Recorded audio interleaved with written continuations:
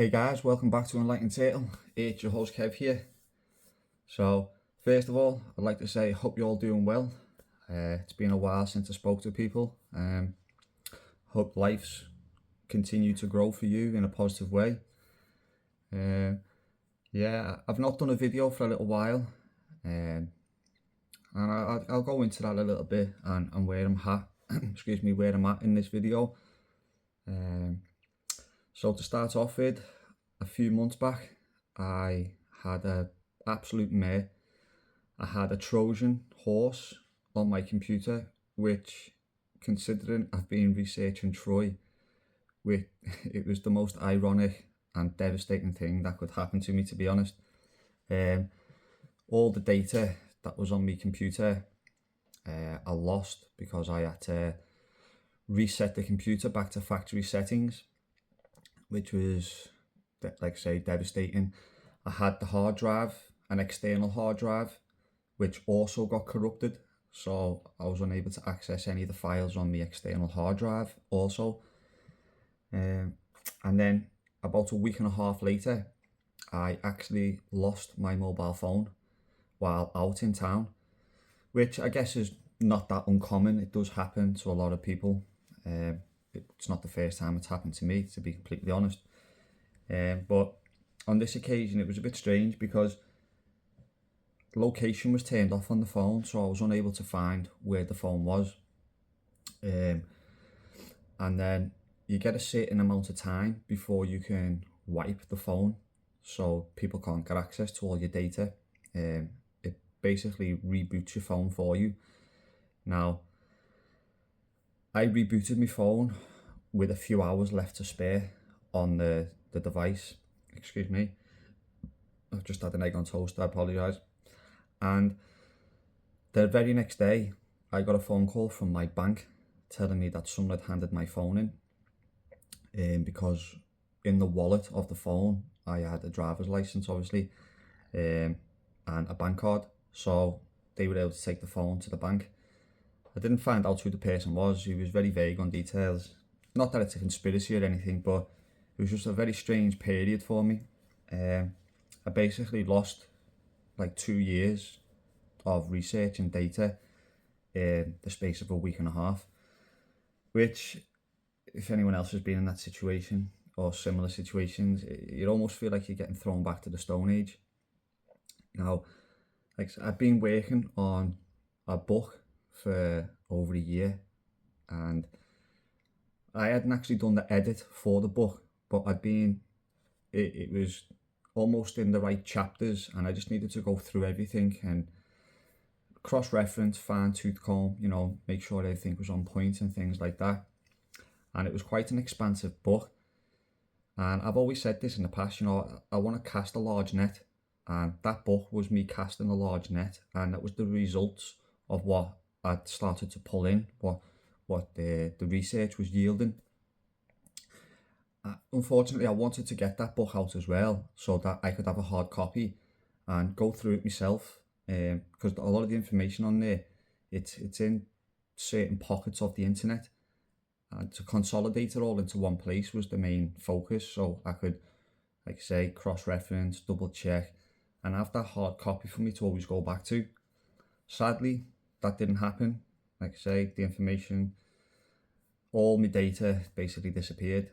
And it's a bit strange really, because like I say there, I wanted to have that hard copy because I've been going through so many different fields of research quite rapidly really, probably quicker than I'd like to.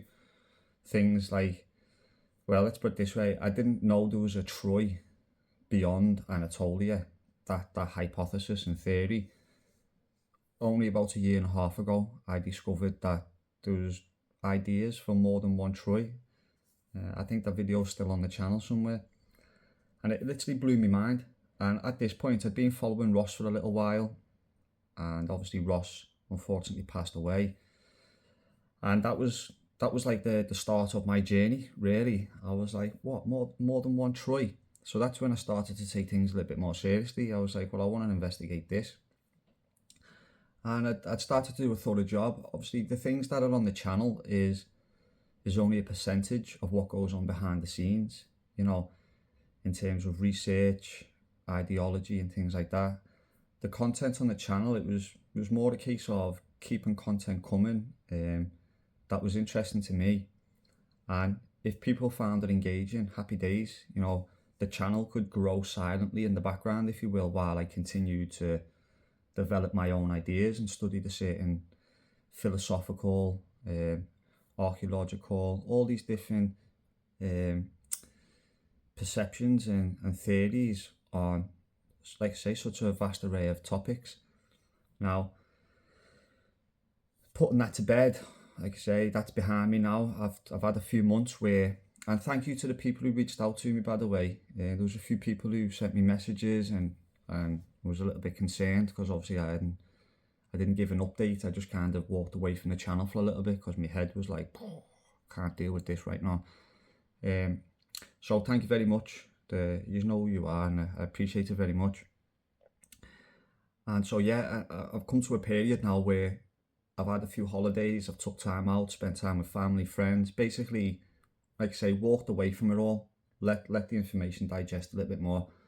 And I'm at that period now where I'm starting to feel the desire to do more videos, to research in depth more deeply. And when I say things like, I wanted a hard copy, excuse me, like I republished this book, which has got a lot of information in about the Dorians. And if anyone had seen the video I did, the Doridic influx, and I'd started to, my initial perception was that when I found out there was more than one language in the Aegean, and more than one group of peoples, you got the Ionians, Aeolians, Dorians, all these different fractions in and around the Aegean and Anatolia. But obviously, at this time, the main focus was Troy in Anatolia. I'd come across Imam Wilkins' work, thanks to Marshall, who put me onto that. And I started to get quite deep into it. I wanted to really understand what the arguments were, what the lay of the land was. And the Dorians was something that popped up after a few months where I was like, this is a very interesting group of people, this.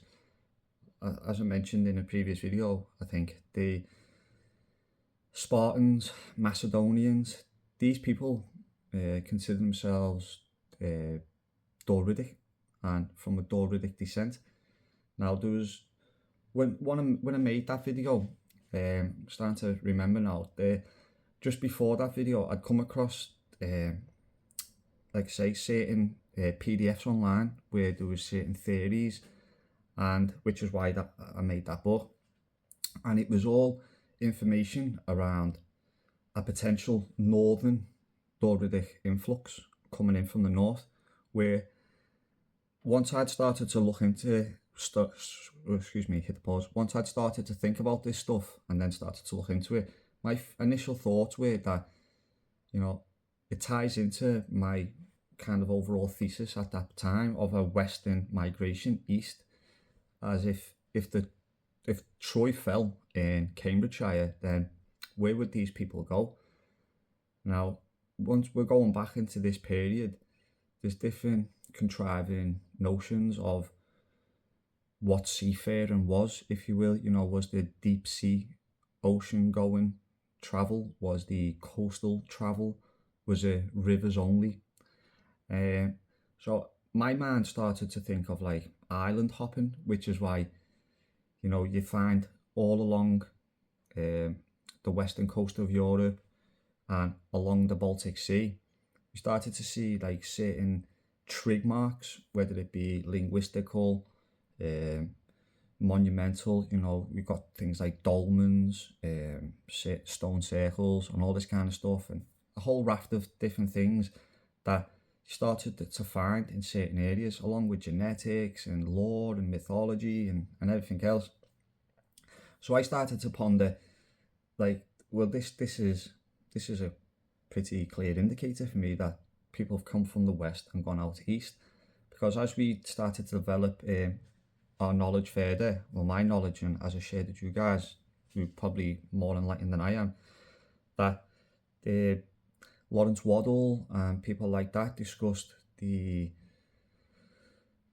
Phoenicians and this connection that can be found from the British Isles and Ireland, all the way along the Mediterranean into India, as far as India, north of India into Assyria and places like that. Excuse me, which was just blowing my mind, because I'd started to understand a little bit more. Bloody hell, pardon me, a little bit more about Wilson and Blackett's research and how they believed the Assyrians came from. Sorry, they had Syria, which was the land of milk and honey, which they believe Odysseus came from, which they believe potentially was the British Isles. And then you've got these other trig marks like say Waddle with his language, and the coins, Phoenician coins with certain marks and things like that.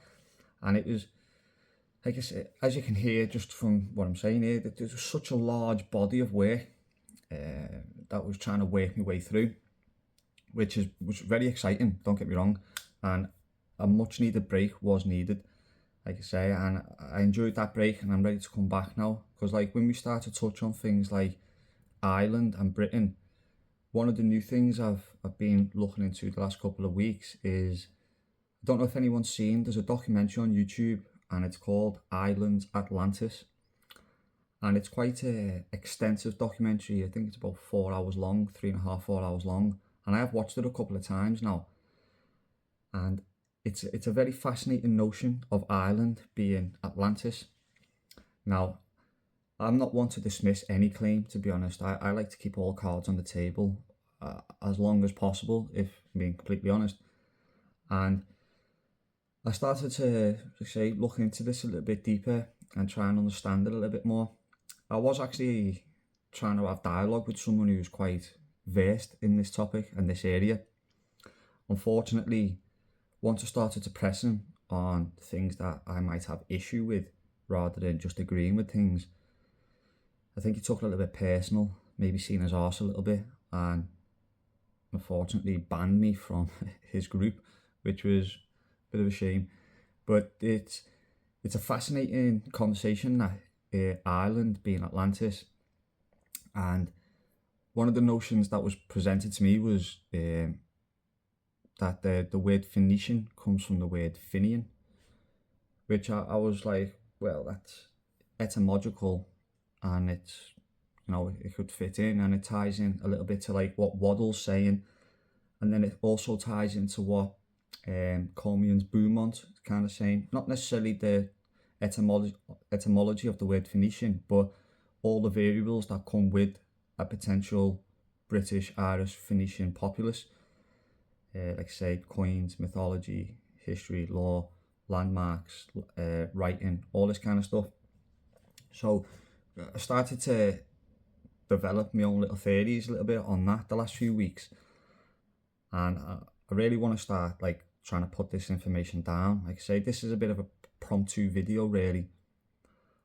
I had a dream last night, and I woke up this morning. It was quite a vivid dream where I was actually engaged. Sorry, I'm just gonna finish off making me a cup of tea.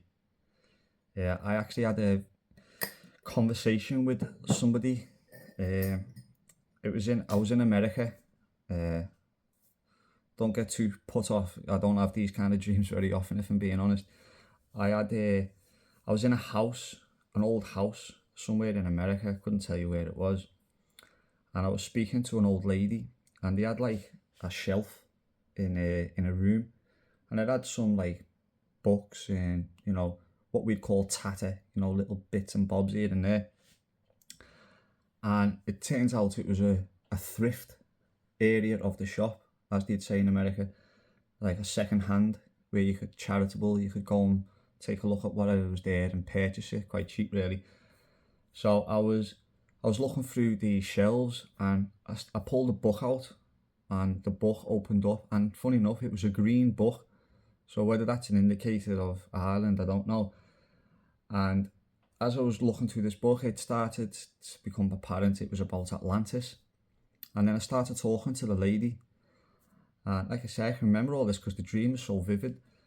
And it turns out the lady and her husband were actually Welsh, but they were living in America, and they spoke Welsh fluently, and there was Welsh writing in this book, and all interesting stuff. And then there was indicators for Ireland and all this kind of stuff.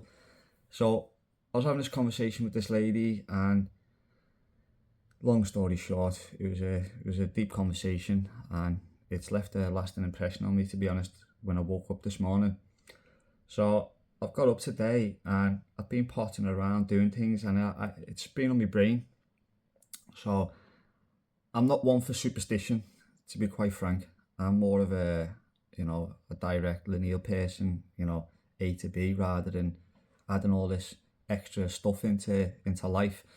However, I had been studying in my spare time over the last couple of months some astrotheology, because this is Santos Bonacci is a very interesting man, and he actually left me a message on my channel about 3 years ago, when I was researching like our realm, like the firmament, the shape of the earth, celestial mechanics. Started to look into all this kind of stuff. Unfortunately, all that's gone off the channel because I thought I was coming in line with YouTube when I deleted like half of my content. Unfortunately, it was a bit of a waste of time. But Santos, he reached out to me all that time ago, and I felt I wasn't ready to even engage with people on that level back then, and I've started to research this stuff again. And he's a name who obviously I'm familiar with, who I know his style, I know what he's about. So I've started flicking through some of his videos, and I'm one of them people as well. I don't really watch YouTube, funny enough.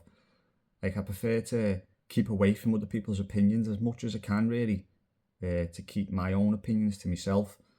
That's not to say I don't watch other people's videos. Like I say, I've just watched that Atlantis documentary, which is like 4 hours long, twice in the last couple of weeks. But I prefer to let me use my own mind, use my own faculties and try and come up with my own ideas. And then once I feel like I've got something, then I'll start to look around and see what other people are saying, see if it corroborates. So I was looking into this astrotheology a little bit, and I started to, one of the first things that popped out, that, like, well, there was loads of things that popped out, but one of the things that popped out for me was the age of Pisces. Now, I'm a Pisces, apparently.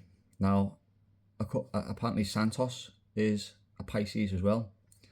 But once he started to do his research into deeper, he started to see there'd been a slight adjustment to the zodiacal table. And we'll come back to the zodiac in a moment. And one of the things he'd mentioned was Pisces is actually, like, the whole calendar is kind of rotated and shifted slightly and is slightly askew. So where I'd assume I'm a Pisces, according to Santos, I'm actually an Aries, and he's actually Aries as well. So I found that fascinating. And then what that kind of led on to is we talk about biblical scripture. Is it real? Is it historical? Is it allegorical? Is it mythological? There's a lot of interpretations when it comes to the scriptures and stuff like that. Well, apparently when Jesus was born, he was born in the age of Aries, which is the ram, in astrological symbols for the West anyway. And well, there's different symbols for different cultures, I guess. But he was born, in the age of Aries, which was symbolized by the lamb. Pardon me. So he would have been the Lamb of God, as he was described.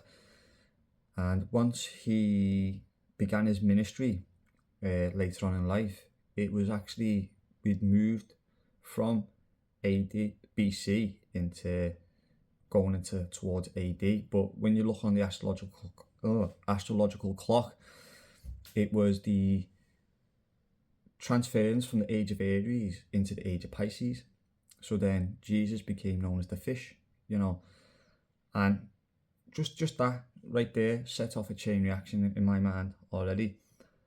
And what you start to see once you look more into this astrotheology, you know, you've got Christ and his 12 disciples. So could this be the Son of God as he is known, or the Son? And the 12 signs of the zodiac, each apostle, or however you wish to describe them, each having a certain section on the zodiacal wheel, if you will. And when I started to think about that, you know, you start to think about Arthur, King Arthur, and this takes me back into like Ross, and I'd never really thought about King Arthur, to be honest. The Sword in the Stone, you know, Disney movie. There's that famous Clive Owen movie, with, you know, Ray Winston and things like that. And I'd seen these movies, but I'd never really contemplated deeply about King Arthur. And obviously we come to discover that there's two Arthurs and all this kind of stuff. But when you look into the mythology that came later with Arthur, you get, you know, King Arthur and his Knights of the Round Table.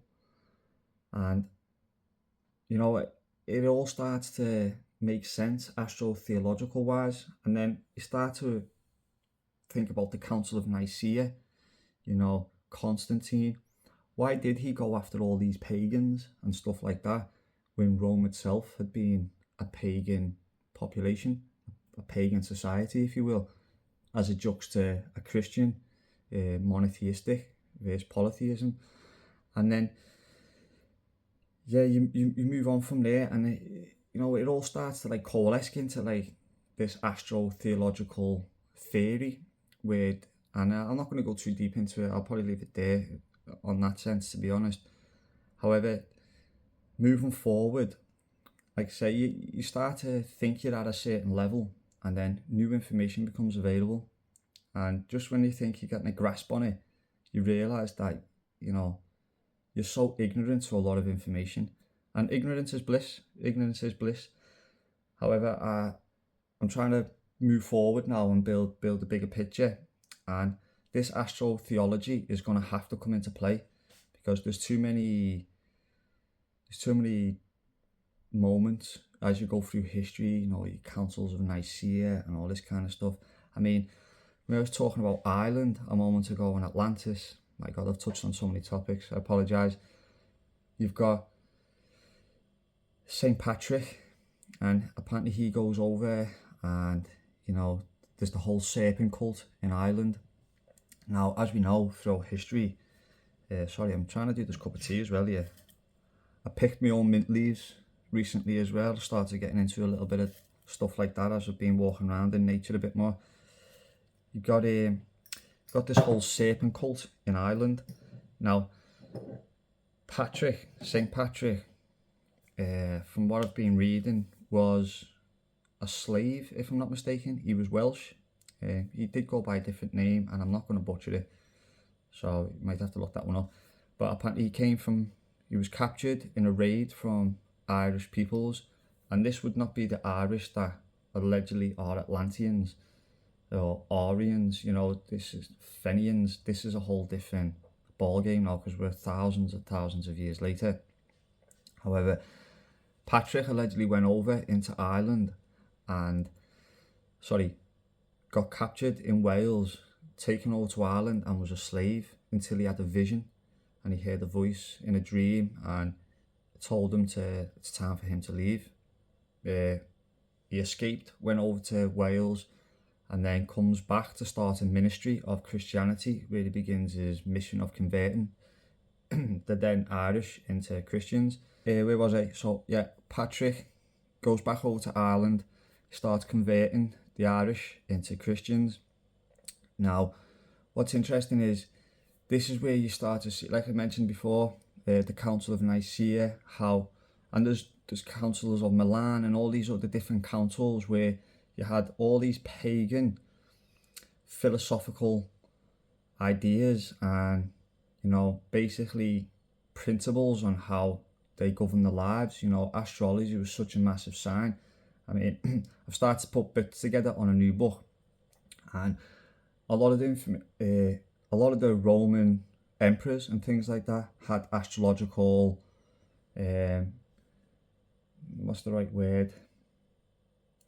Sorry, I'm getting a bit off topic now. A lot of people, like specialists who would help with their astrological signs and help make predictions and all this kind of stuff. Well, excuse me, apparently Patrick, when he was over in Ireland, he incorporated things like bonfires around Easter time and brought that into his Christian ideology, and it was a way of infusing local and pagan ideologies into the Christian pantheon of beliefs, if you will. And it wasn't just the bonfires, you know. I made a video a while ago where I was discussing, you know, the sun cross. It was only a brief video, but you have the cross with the disc, which is known as the Celtic cross, which the Celts, obviously I don't want to start going down that road, but like the Celts, well, let's just leave that there. So you've got Patrick, who's incorporating all these ideas and beliefs. And what's interesting there is we've already got this sun in Christianity. We've got the Son of God.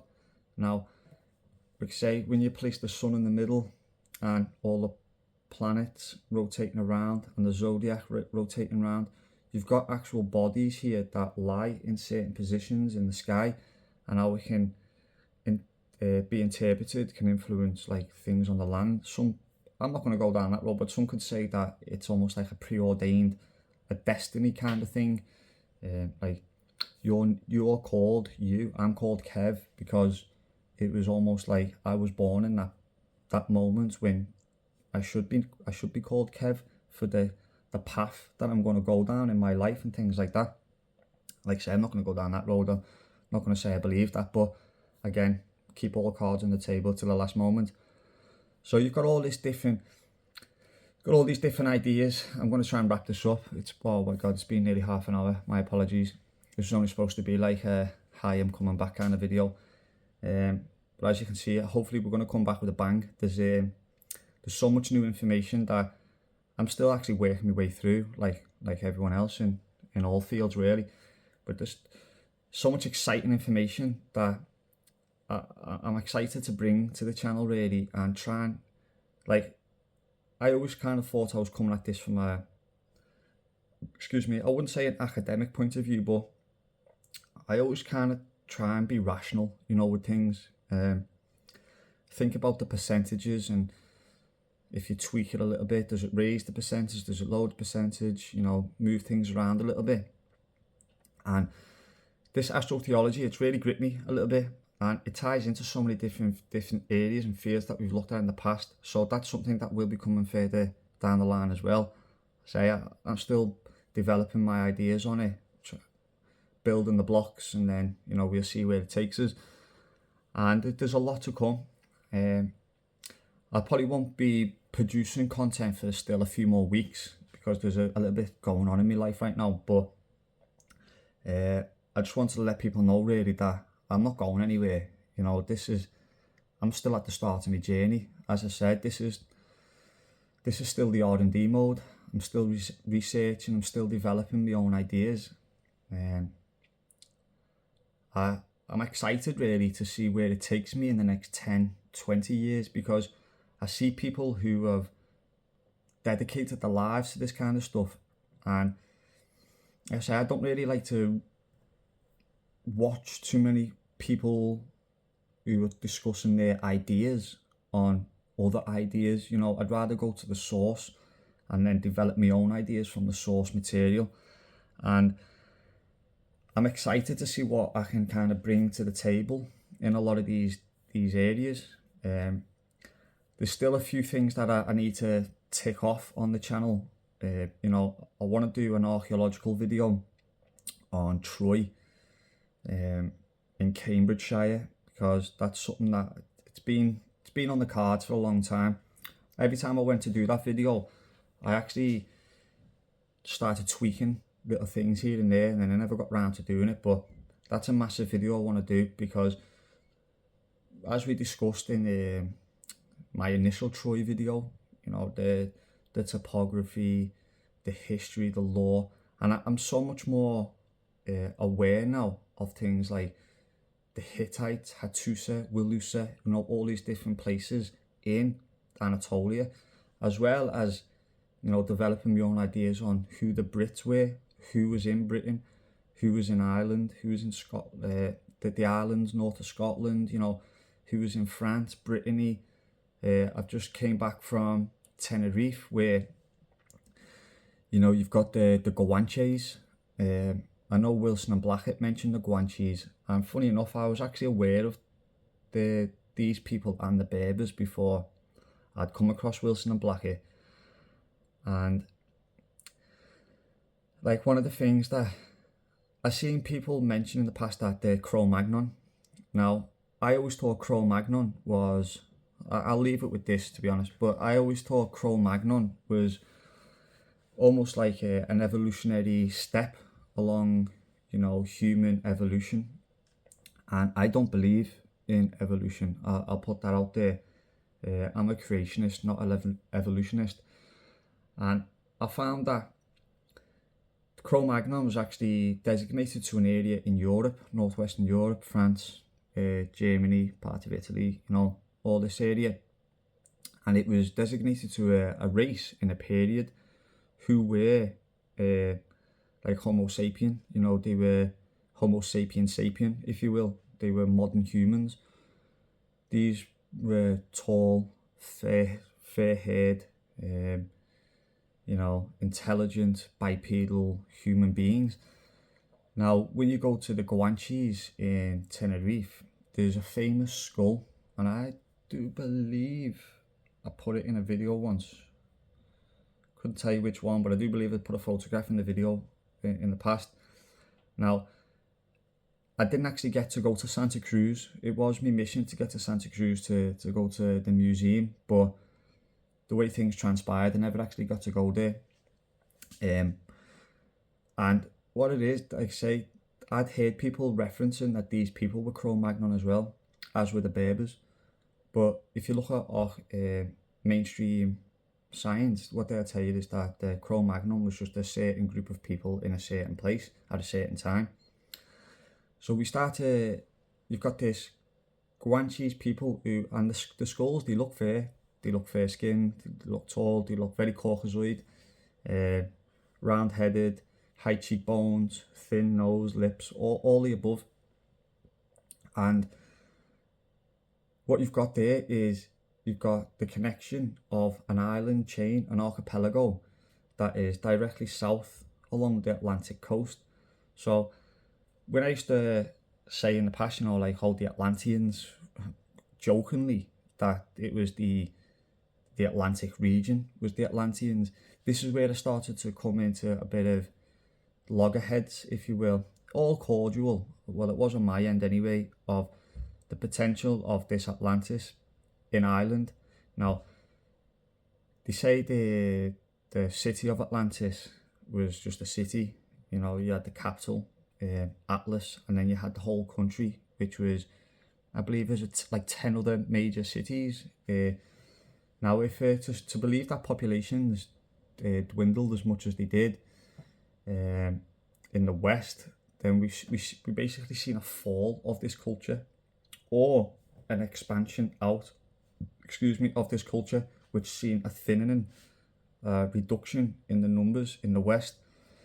And there was all these different things, and to be honest, I'm sorry, I didn't want this video to be this long, so I'm going to leave it there. But like I say, there's a lot I want to talk about in the future. This is the beginning of the journey, as I've said for a while, and really it was just to let people know that, like, keep an eye out, because coming down the pipeline there's going to be quite a few videos that I'm really excited to do. Unfortunately, as I say, this break that I've took was it wasn't planned, and I just started to make headway. I just started to get back into the flow of things. You know, we were discussing the tin, how the tin has travelled such large distances, and that was only one aspect. That was only one spoke on a wheel on a chain of videos I'd planned on doing there. So I want to get back to doing that. And then we're going to start to incorporate, as I say, all this astrotheology and a lot of other different things. There's symbolism, structures of language, culture. There's a lot to discuss, and I'm excited to get into it. So thank you again if anyone's watched this video and stuck around and listened to me waffle on. I hope everyone who were regulars, if anyone sees this, that I haven't spoken to in a while, really, I haven't engaged with in a while. Hope you're all well, doing well in life, as I say. Just good stuff, and look forward to the summer. Summertime's coming. There's going to be some good content coming along the line, so get your headphones in and have a little listen. And yeah, catch you in the next video.